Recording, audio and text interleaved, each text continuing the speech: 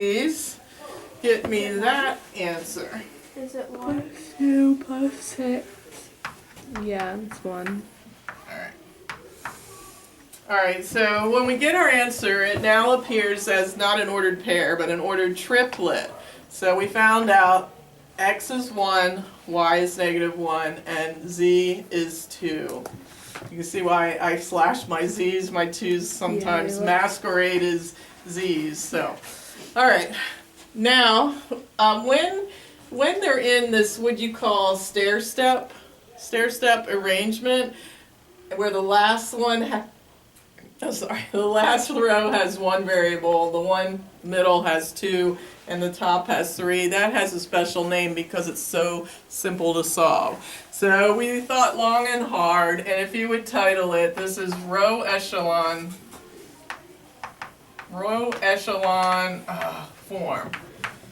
Couldn't think of the last word. I remember echelon, but I couldn't remember form.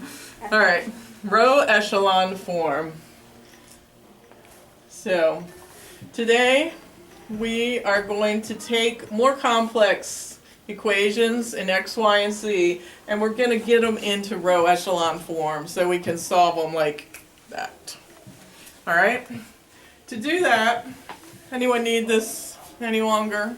Alright, to do that we need to play a game. Let's play a game. Let's say I have 3 equations. There's only 3 things that I can do, and this is the rules of the game. And let's call this game Gaussian elimination. Would that be a good game? Gaussian elimination, whatever elimination means. Gaussian elimination. So, the rules go like this. You're going to have 3 equations and 3 unknowns to play this game, so that's understood. Number 1, you can exchange rows. So say equation, if we called them equation A, B, and C, you could switch A with B, you could switch A with C, you could switch B with C and B with A. So you can, and that's lots of fun. So and there will be actually moments where that will help us.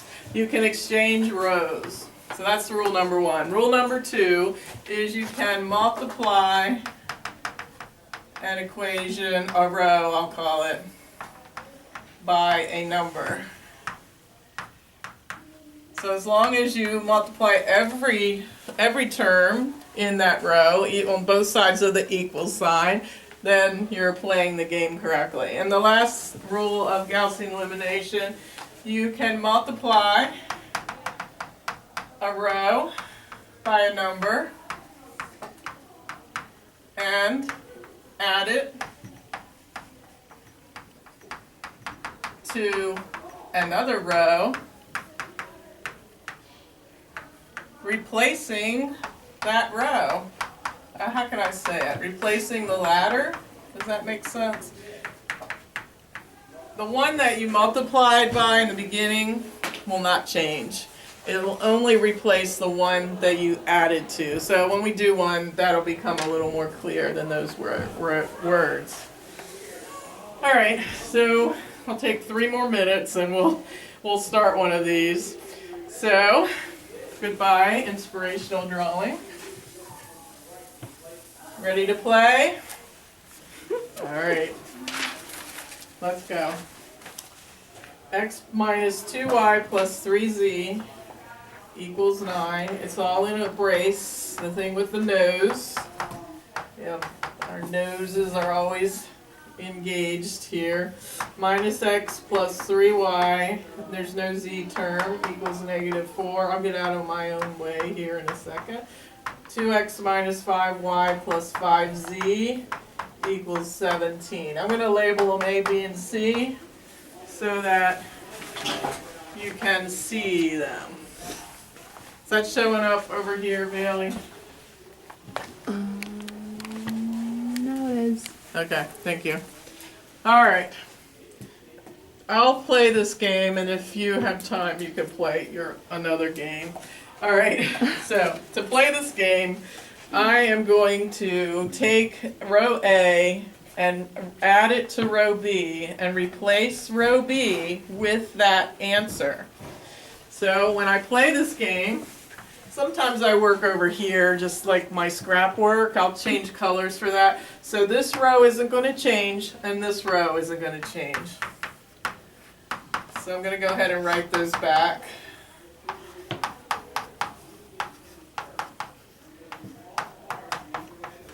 All right, so now I'm going to multiply this row by, no, I'm just going to add this row and this row. So when I do that, I'm just going to write the answer right there. Or can someone help me with that? Bailey, what do I get when I add A and B, and I'm going to replace B with it?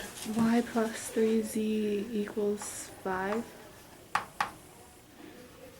Y plus 3z equals 5. Do you see she added? Added, there was a 0 here. Add it and add it.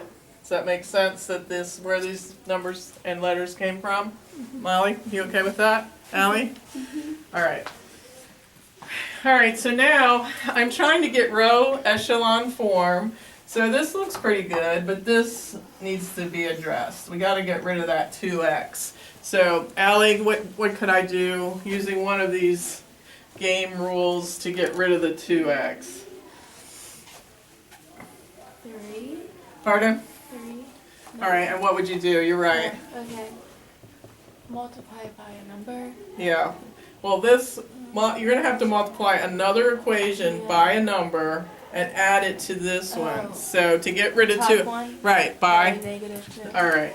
I'm out of board space, so if you would, in your mind, now you're going to rewrite this. The first one, your A, your B, and your new C. Your A and B will be unchanged. So write it again. Oh, this is part of the game. It's so fun. So write A and B again, and now I'm going to erase this row because I'm going to replace it. Molly, once you've written it again, I want you to tell me what this equation will look like when I multiply it by -2. Negative 2x plus 4y minus 6e Equals. equals negative 18. All right. So now, Bailey, that's what happens. That does not go here. This is because we have to take that and add it to this. So can you do that? I'm going to have to erase it because I'm out of room. What happens? It would be So she's adding pink to the third yellow here. And what, negative y okay. minus z. She's adding this and this. Oh. Yeah, it's not going to be this, is it? Oh I no, thought you're you were adding this and what was there. I'm Yeah. sorry. So go ahead, I'll trust you because I'm going to have to Negative erase. y minus z Minus C equals, was that a 17 right there? I don't know. Yes, that was a 17. 17. So equals negative 1. -1, Can you right? change it all to One. positive? One, Yeah, one, we can. one. Yes, you may. But Negative All right. what's the one on top of it? I'm sorry? Nothing. Okay. All right, so we are about ready to finish this game. So what do I have to do now to get it in row echelon form? Molly, I want to get rid of what? Remember row, we went down the stair step, so we've got to, we went down, down, and we want to be down to here. So what do we have to get rid of? The negative y. All right, so do you see any rule that we can use to get rid of the minus y?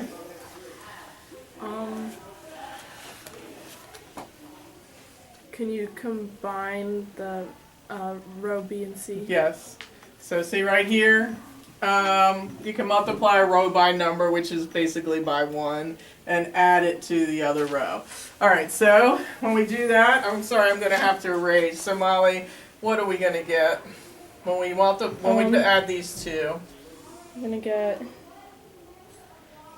2z equals 4. Okay. All right, so then we can see right away that z equals what, Bailey? 2. 2. And you can back substitute. And when you do that, I'm going to do it for you since we need to switch to Fruity Friday. We get 2 is z, 1 is x, and negative 1 is y. Alright. You've seen that once. You'll be doing that when we come back from spring break. So, Should I turn it off? yes. Uh-oh. It's probably